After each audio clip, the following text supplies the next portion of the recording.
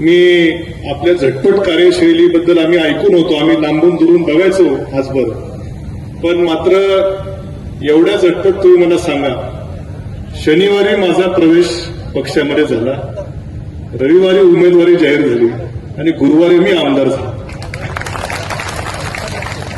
म्हणजे आपल्या झटपट कार्यशैलीबद्दल आम्ही ऐकून होतो, त्याचा अनुभव राहुरीकरांनी त्या ठिकाणी घेतलेला आहे. आणि निवडणुकीची देखील मी आपल्या सर्वांना, या ठिकाणी उपस्थित असलेल्या सर्वांना आवर्जून सांगू इच्छितो की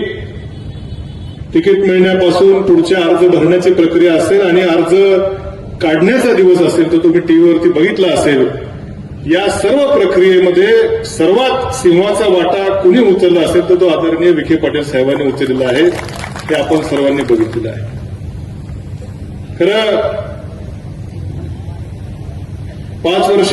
विधानसभेमध्ये मी होतो, आता मी पुन्हा आलो, विधानसभेत नाही पण विधान परिषदेत आलो आणि मला खात्री आहे की ही जी संधी साहेब आपण मला या ठिकाणी दिलेली आहे, या संधीच्या रूपानं आता फक्त राहुरी नगर पाथर्डी विधानसभा मतदारसंघ तर आहेच, परंतु जिल्ह्यातल्या स्थानिक स्वराज्य संस्थांचे देखील प्रश्न विधान परिषदेच्या सभागृहात मांडण्याची जी संधी आपण मला दिली, या संधीचं निश्चितपणे सार्थक करून दाखवल्याशिवाय राहणार नाही, अशी ग्वाही आपल्याला आम्हा सर्वांच्या उपस्थिती या ठिकाणी देतो.